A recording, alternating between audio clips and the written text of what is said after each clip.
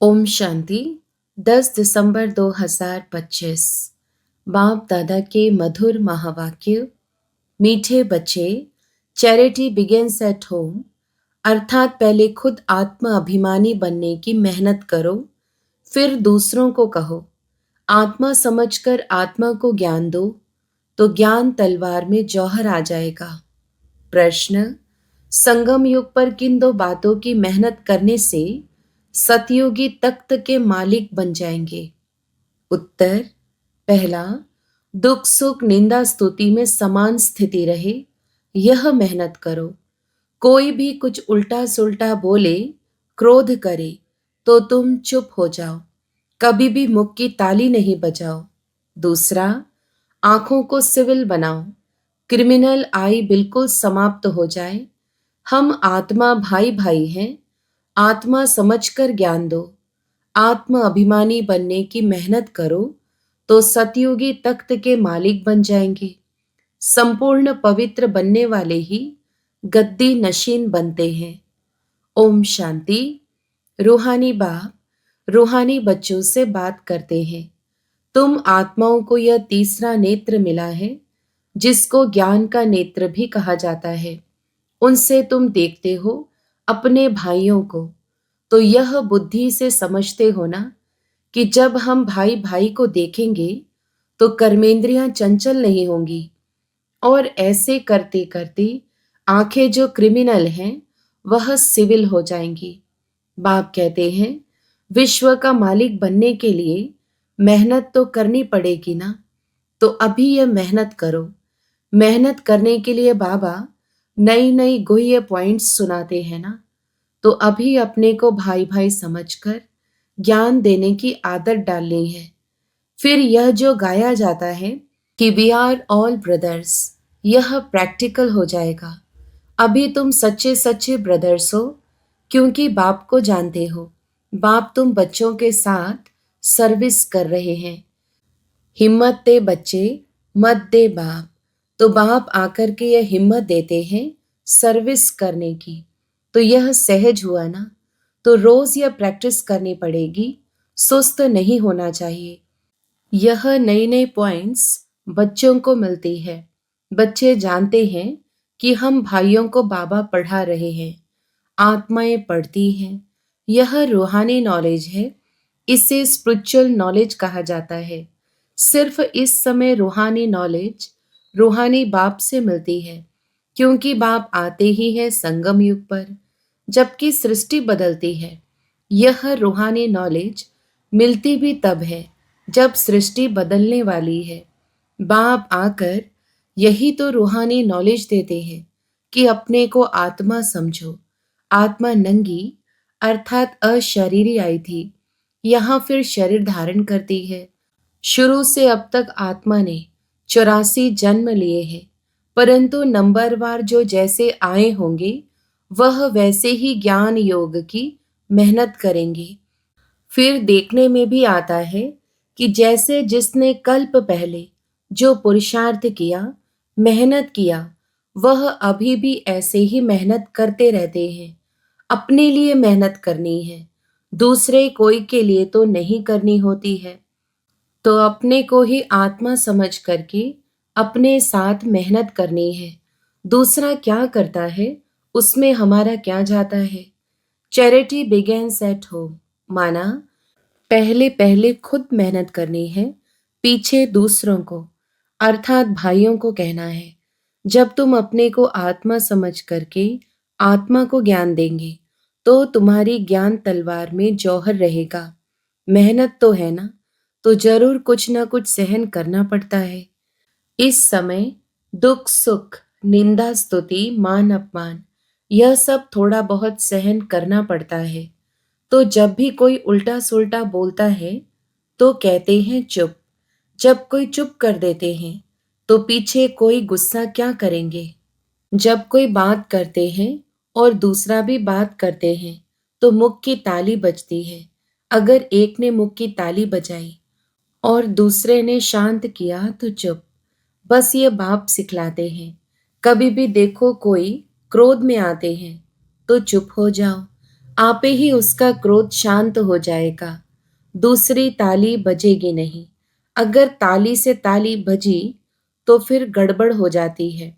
इसलिए बाप कहते हैं, बच्चे कभी भी इन बातों में ताली नहीं बजाओ, न विकार की, न काम की, न क्रोध की। बच्चों को हर एक का कल्याण करना ही है। इतने जो सेंटर्स बने हुए हैं किस लिए? कल्प पहले भी तो ऐसे सेंटर्स निकले होंगे। देवों का देव बाप देखते रहते हैं कि बहुत बच्चों को यह शौक रहता है कि बाबा सेंटर्स खोलो।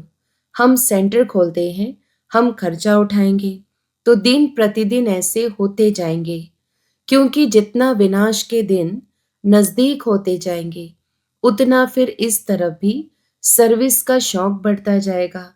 अभी बाप दादा दोनों इकट्ठे हैं, तो हर एक को देखते हैं कि क्या पुरुषार्थ करते हैं, क्या पद पाएंगे, किसका पुरुषार्थ उत्तम, किसका मध्यम, किसका कनिष्ठ है, वह तो देख रहे हैं।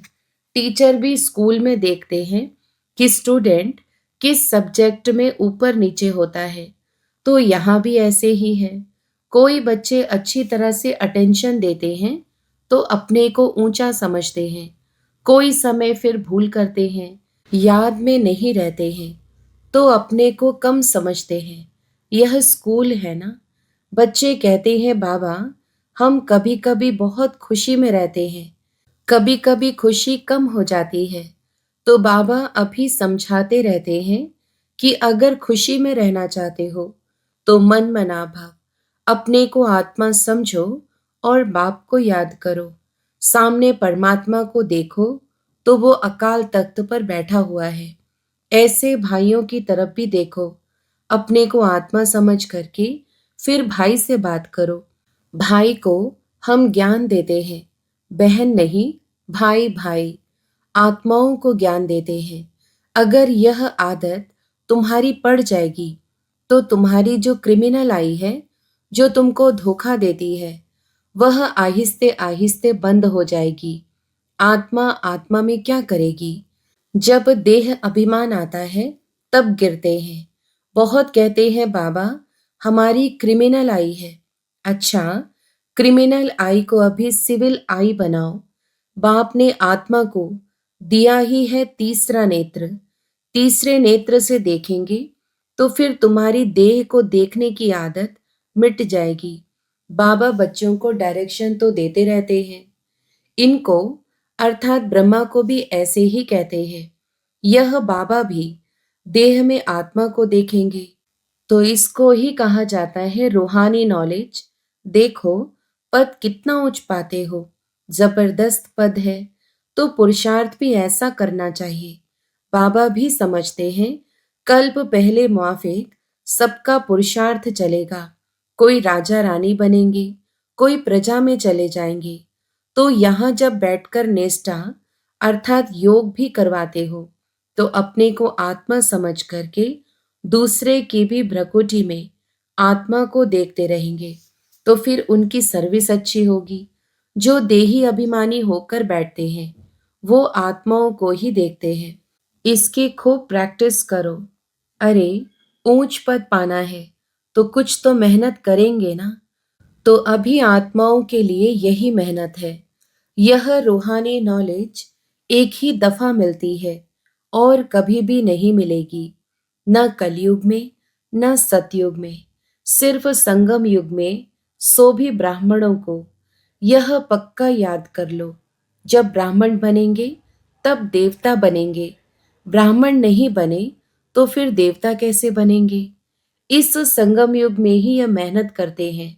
और कोई समय में यह नहीं कहेंगे कि अपने को आत्मा, दूसरे को भी आत्मा समझ उनको ज्ञान दो। बाप जो समझाते हैं उस पर विचार सागर मंथन करो, जज करो कि क्या यह ठीक है, हमारे फायदे की बात है। हमको आदत पड़ जाएगी कि बाप की जो शिक्षा है सो भाइयों को देना है, फीमेल को भी देना है तो मेल को भी देना है। देना तो आत्माओं को ही है। आत्मा ही मेल फीमेल बनी है, बहन भाई बनी है। बाप कहते हैं मैं तुम बच्चों को ज्ञान देता हूँ। मैं बच्चों की तरफ आत्माओं को देखता हूँ और आत्माएं भी समझती हैं कि हमारा परमात्मा जो बाप है वह ज्ञान देते हैं, तो इसको कहेंगे ये रूहानी आत्म अभिमानी बने हैं। इसको ही कहा जाता स्पिरिचुअल ज्ञान के लेन देन आत्मा की परमात्मा के साथ। तो यह बाप शिक्षा देते हैं कि जब भी कोई विजिटर आदि आते हैं तो भी अपने को आत्मा समझ आत्मा को बाप का परिचय देना है। आत्मा में ज्ञान है, शरीर में नहीं है, तो उनको भी आत्मा समझ करके ही ज्ञान देना है। इससे उनको भी अच्छा लगेगा। जैसे कि यह जौहर है तुम्हारे मुख में, इस ज्ञान की तलवार में जौहर भर जाएगा। क्योंकि देही अभिमानी होते हो ना, तो यह भी प्रैक्टिस करके देखो। बाबा कहते हैं जज करो, यह ठीक है। और बच्चों के लिए भी यह कोई नई बात नहीं है, क्योंकि बाप समझाते ही सहज करके हैं। चक्र लगाया, अब नाटक पूरा होता है। अभी बाबा की याद में रहते हैं। तमो प्रधान से सतो प्रधान बन सतो प्रधान दुनिया का मालिक बनते हैं। फिर ऐसे ही सीढ़ी उतरते हैं। देखो कितना सहज बताते हैं। हर 5,000 वर्ष के बाद मेरे को आना होता है। ड्रामा के प्लान अनुसार मैं बंधाईमान हूँ। आकर के बच्चों को बहुत सहज याद की यात्रा सिखलाता हूँ। बाप की याद में अंतमति सो गति हो जाएगी। यह इस समय के लिए है। यह अंतकाल है। अभी इस समय बाप बैठ करके युक्ति बतलाते हैं कि मामे कम याद करो तो सदगति हो जाएगी। बच्चे भी समझते हैं कि पढ़ाई से यह बनूंगा, फलाना बनूंगा। इसमें भी यही है कि मैं जाकर के नई दुनिया में देवी देवता बनूंगा। कोई नई बात नहीं है। बाप तो घड़ी घड़ी कहते हैं नथिंग न्यू। यह तो सीढ़ी उतरनी चढ़नी है। जिन्न की कहानी है ना, उसको सीढ़ी उतरने और चढ़ने का काम दिया गया। यह नाटक ही है चढ़ना और उतरना। याद की यात्रा से बहुत मजबूत हो जाएंगे। इसलिए भिन्न भिन्न प्रकार से बाप बच्चों को बैठ सिखलाते हैं कि बच्चे अभी देही अभिमानी बनो। अभी सबको वापस जाना है। तुम आत्मा पूरे 84 जन्म लेकर तमो प्रधान बन गई हो। भारतवासी ही सतो रजो तमो बनते हैं। दूसरी कोई नेशनैलिटी को नहीं कहेंगे कि पूरे 84 जन्म लिए हैं। बाप ने आकर के बताया है नाटक में हर एक का पार्ट अपना अपना होता है। आत्मा कितनी छोटी है। साइंसदानों को यह समझ में ही नहीं आएगा कि इतनी छोटी आत्मा में यह अविनाशी पार्ट भरा हुआ है। यह है सबसे वंडरफुल बात। यह छोटी सी आत्मा और पार्ट कितना बजाती है। वह भी अविनाशी। यह ड्रामा भी अविनाशी है और बना बनाया है। ऐसे नहीं कोई कहेंगे कि कब बना। नहीं, यह कुदरत है। यह ज्ञान बड़ा वंडरफुल है। कभी कोई यह ज्ञान बता ही नहीं सकते हैं। ऐसे कोई की ताकत नहीं है जो यह ज्ञान बताए। तो अभी बच्चों को बाप दिन प्रतिदिन समझाते रहते हैं। अभी प्रैक्टिकल करो कि हम अपने भाई आत्मा को ज्ञान देते हैं। आप समान बनाने के लिए, बाप से वर्षा लेने के लिए, क्योंकि सब आत्माओं का हक है। बाबा आते हैं सभी आत्माओं को अपना अपना शांति व सुख का वर्षा देने। हम जब राजधानी में होंगे तो बाकी सब शांति धाम में होंगे। पीछे जय जयकार होगी। यहाँ सुख ही सुख होगा। इसलिए बाप कहते हैं पावन बनना है। जितना जितना तुम पवित्र बनते हो उतना कशिश होती है। जब तुम बिल्कुल पवित्र हो जाते हो तो गद्दी नशीन हो जाते हो। तो प्रैक्टिस यह करो। ऐसे मत समझना कि बस यह सुना और कान से निकाला। नहीं, इस प्रैक्टिस बिगर तुम चल नहीं सकेंगे। अपने को आत्मा समझो, वह भी आत्मा भाई भाई को बैठकर समझाओ। रूहानी बाप रूहानी बच्चों को समझाते हैं। इसको कहा जाता है रूहानी स्पिरिचुअल नॉलेज। स्पिरिचुअल फादर देने वाला है। जब चिल्ड्रन पूरा स्पिरिचुअल बन जाते हैं, एकदम प्योर बन जाते हैं, तो जाकर सतयुगी तख्त के मालिक बनते हैं। जो प्योर नहीं बनेंगे वो माला में भी नहीं आएंगे। माला का भी कोई अर्थ तो होगा ना। माला का राज दूसरा कोई भी नहीं जानते हैं। माला को क्यों सिमरते हैं? क्योंकि बाप की बहुत ही मदद की है, तो क्यों नहीं सिमरे जाएंगे। तुम सिमरे भी जाते हो, तुम्हारी पूजा भी होती है और तुम्हारे शरीर को भी पूजा जाता है, और मेरी तो सिर्फ आत्मा को पूजा जाता है। देखो, तुम तो डबल पूजे जाते हो, मेरे से भी जास्ती। तुम जब देवता बनते हो तो देवताओं की भी पूजा करते हैं, इसलिए पूजा में भी तुम तीखे, यादगार में भी तुम तीखे, और बादशाही में भी तुम तीखे। देखो, तुमको कितना ऊंचा बनाता हूं। तो जैसे प्यारे बच्चे होते हैं, बहुत लव होता है, तो बच्चों को कूल्हे पर, माथे पर भी रखते हैं। बाबा एकदम सिर पर रख देते हैं। अच्छा, मीठे मीठे सिकिलधे बच्चों प्रति माता पिता बाप दादा का याद प्यार और गुड मॉर्निंग। रूहानी बाप की रूहानी बच्चों को नमस्ते। हम रूहानी बच्चों की भी रूहानी माता पिता बाप दादा को याद प्यार, गुड मॉर्निंग और नमस्ते। धारणा के लिए मुख्य सार। पहला, गायन और पूजन योग्य बनने के लिए स्पिरिचुअल बनना है, आत्मा को प्योर बनाना है, आत्म अभिमानी बनने की मेहनत करनी है। दूसरा, मनमनाभव के अभ्यास द्वारा अपार खुशी में रहना है, स्वयं को आत्मा समझकर आत्मा से बात करनी है, आंखों को सिविल बनाना है। वरदान, मास्टर रचयिता के स्टेज द्वारा आपदाओं में भी मनोरंजन का अनुभव करने वाले संपूर्ण योगी भव। विस्तार, मास्टर रचयिता की स्टेज पर स्थित रहने से बड़े से बड़ी आपदा एक मनोरंजन का दृश्य अनुभव होगी।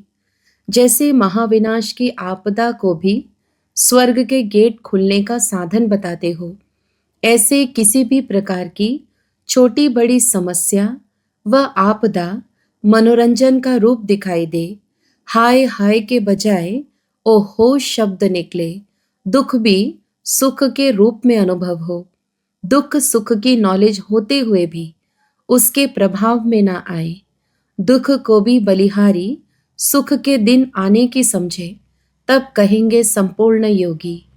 स्लोगन, दिल तख्त को छोड़ साधारण संकल्प करना, अर्थात धरनी में पांव रखना।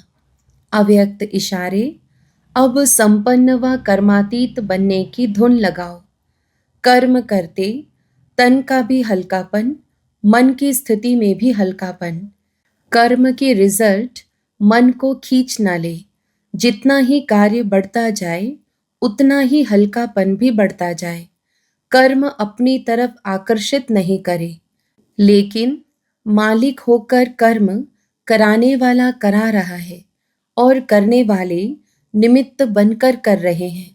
यह अभ्यास बढ़ाओ तो संपन्न कर्मातीत सहज ही बन जाएंगे। अच्छा, ओम शांति।